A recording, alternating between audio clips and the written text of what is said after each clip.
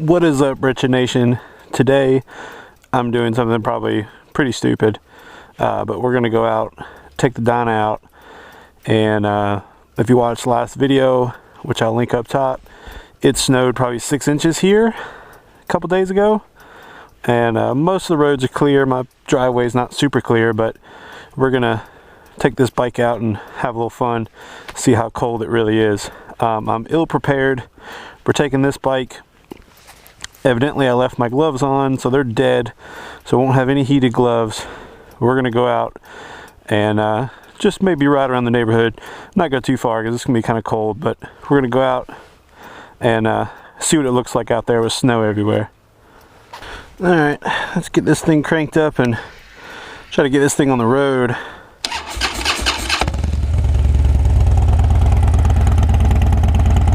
Woo, a little slippery.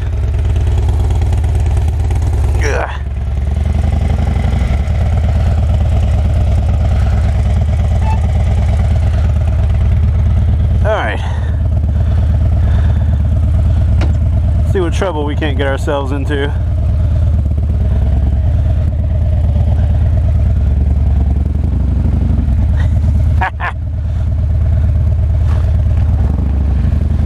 Okay, we're on mostly firm ground at this point.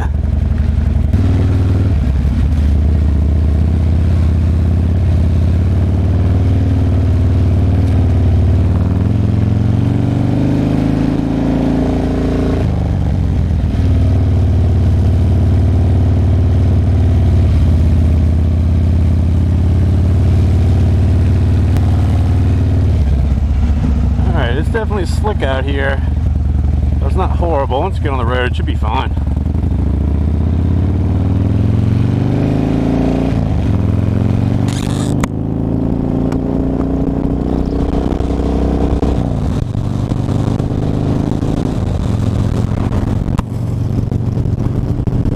Oh, there's the mail lady.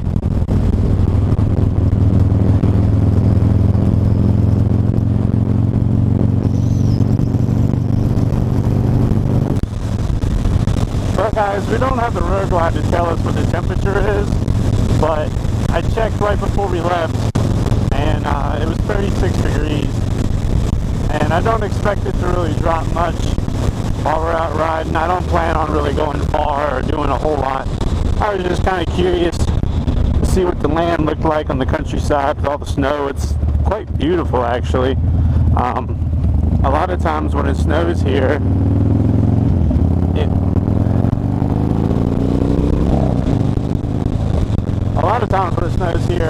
it warms up, you know, the day of or the next day, and it's all melted. Of course, you know, it's all melted off the road and cleared there. Usually, this stuff's gone in a day and it turns to ice. Now this morning, everything was iced over pretty well.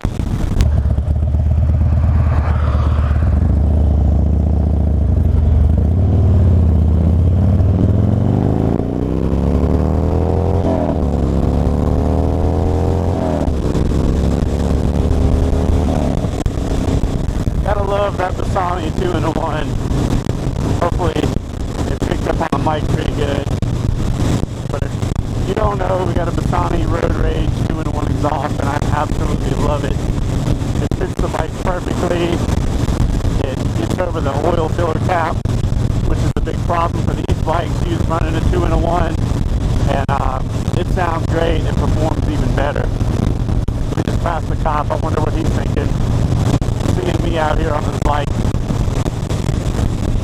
Yeah, 2 days ago, we were out on the road glide.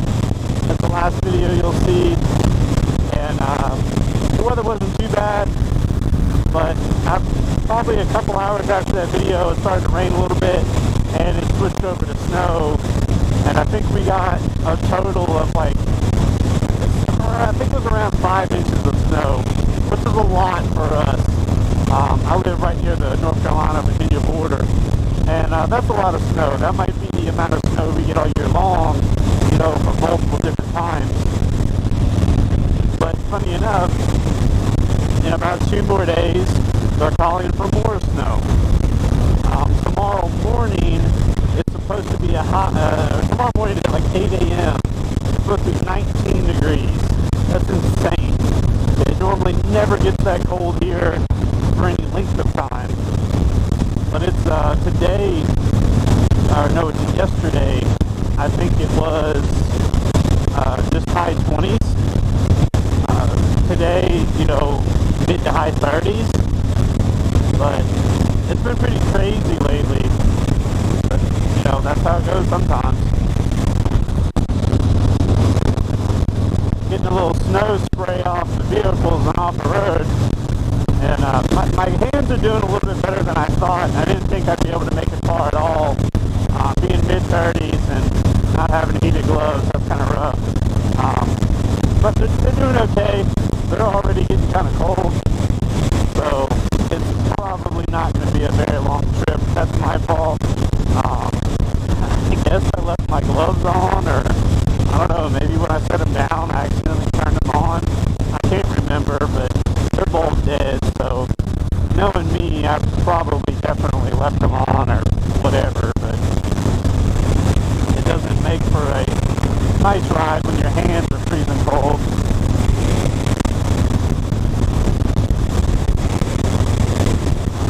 And if I wanted to stay a little warmer, I would have took the road glide out, but I hadn't ridden this one in a little while, so I figured I'd give it a ride just to keep it going. I need to go ahead and pull this thing apart. What I wanted to do this winter is I wanted to take the tins off of both fenders and the tank. The tank's got a couple dents and scratches, because it's met the pavement a couple times. But I wanted to take them off, and there's a guy at work that does some body work and paint. He said he'd take care of it for me, wouldn't charge me too much. And I would like to get this thing just painted black. Get all the body work imperfections fixed. That'd be nice.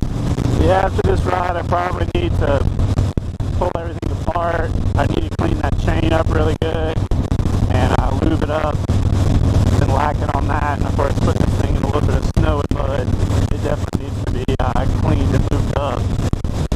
Yeah, I want to take everything apart and make it look nice again. Almost everything's been replaced that's been roughed up. The derby cover's a little scratched. This left mirror up here is scratched. I think it's been a little bit too. Get a new set of mirrors would be nice. I'm not super worried about the derby cover. If something, catches my eye, I'll grab it, but I'm not super worried about the scratches that are on that. This bike also has a slipping clutch. It's got a little over 30,000 miles on it. And it's been rode hard and put up wet for almost every single mile. So that clutch is about fried. You can definitely tell when you're rolling through the gears and you're shifting at the top of the RPM band. This clutch slips a little bit when you shift.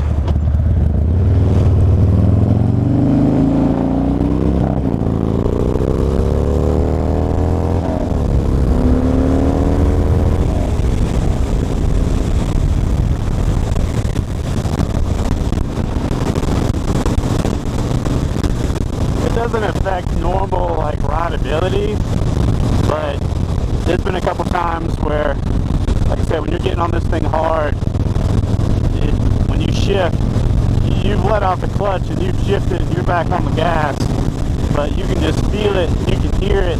It's not going anywhere. Look at that, look at the ice as we ride past it. But yeah, when you shift and you're back on that gas hard, you can just kind of hear it rev up, just kind of whine. And it's almost like, you took a long time to shift it, but the clutch is out, you're on the gas, and it's going nowhere. And a lot of that just comes from wear on the clutch. It's got to be. So I kind of hate, I had an inkling I probably should have done the clutch when we did the change kit. I don't know, that might have been 5,000-6,000 miles ago. But I didn't do it. The clutch isn't too expensive. My buddy's shop's probably going to do it. I've looked at videos and stuff and it doesn't look too hard, but I don't even have a motorcycle jack, let alone a lift or anything.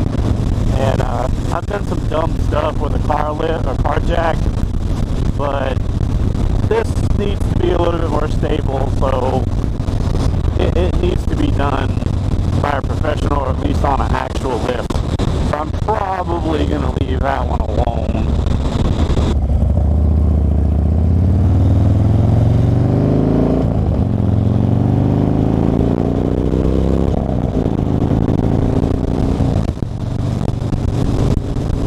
The clutch job doesn't look too hard.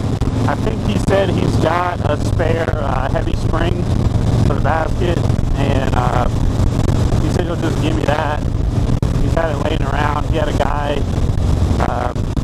his bike had a heavy spring set in it, and he wanted a softer spring, so he ordered it, put it on the shelf. So I'll probably use that, and probably go with a Barnett clutch set. Nothing crazy. Just to get this bike back in good performance shape. It's just a stage one. I'd love to, build it up, but I just don't really have the money for it, and I also don't quite know what I want to do. Obviously, I could just throw a set of cams in there and would probably be happy, or do like 585 cams and like 110 cubic inch cylinder swap. But the other side of me wants to say screw that and go with like 640 cams or something in that nature. But then if I do that, I gotta do head work. So doing cams, heads, jugs, pistons, and at that point I'd probably just do a new cam plate, lifters, push rods, all that. That really starts to add up. Now we do have the Power Vision tuner, so through Fuel Moto, so we could probably go with them and send them a message and get like a base tune. So tuning really wouldn't be an issue or really much of an added cost, but I'm probably not going to do the work on that. Again, I don't really have the space or the lift or anything to do all that. I mean, maybe once I actually get those parts, if I do, I might have the ability to be able to do that. That'd be nice. But once you factor in all those parts and everything, that's a decent amount of money, and everything snowballs. But right now, I don't have the money to do that. It's just stage one.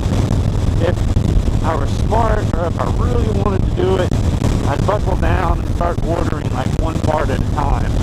That's very doable, and that's probably the best way to do a lot of these things. But I have a hard time spending money sometimes, so we'll see how that goes. And there's more stuff I need to do to the road glide. It just snowballs. The road glide really needs a tour pack and an upgraded radio. In a couple months, we're planning a trip to Key West just to go. It's quite about 1,000 miles from my door to Key West, so that would be a fun trip. I was trying to convince the people to go down in one day, but that's not going to happen. But before we go, I definitely need a tour pack. The wife's going to go, but to be able to carry both of us comfortably, plus our stuff, I really need to get that tour pack. And going down the highway with a full face, you really can't hear the radio at all. Once you get past 60 miles an hour, you just can't hear that factory radio with a full face on. So an upgraded radio isn't necessary, but I would surely appreciate it. The tour pack is necessary, because there's no way me and the wife both are going to go all the way down there with our stuff and just those 2 saddlebags. She would probably take up both saddlebags just on herself. We're only going to be gone like 4 days or so.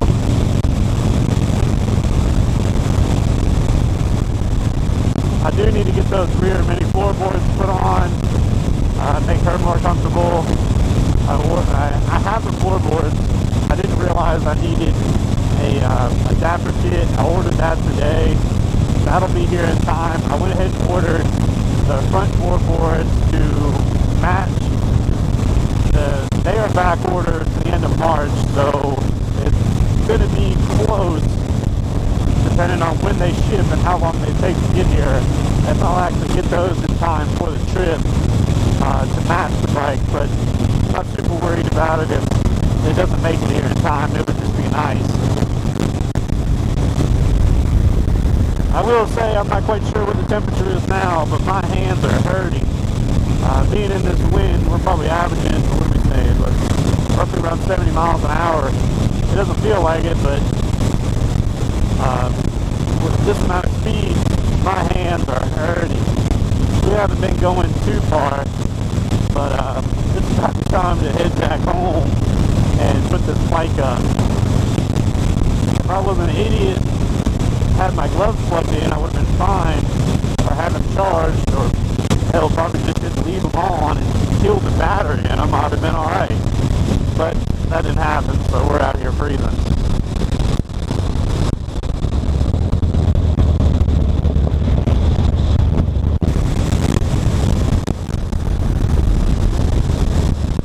Yeah, my hands are burning. It's nice to look out and see all the snow on the ground and see a beautiful view. Too bad it could look like this on Christmas, but it's definitely time to head home. We're not too far from there, but we're gonna hammer down and get there and thaw these hands out and take a hot shower. It's fun getting out on this bike. I'd definitely rather take this out than the Road Glide, because if this goes down, well, it's already seen the pavement a couple times. We haven't fixed it yet, so if that Road Glide goes down, man, I'd be sick as I don't know what. But if you like this video, please hit that like button. Definitely out here freezing. Comment down below, say hi, say what's up. Definitely appreciate all the conversations we have. If you're not subscribed, go ahead and subscribe. I definitely would appreciate it. And as always, keep it wretched.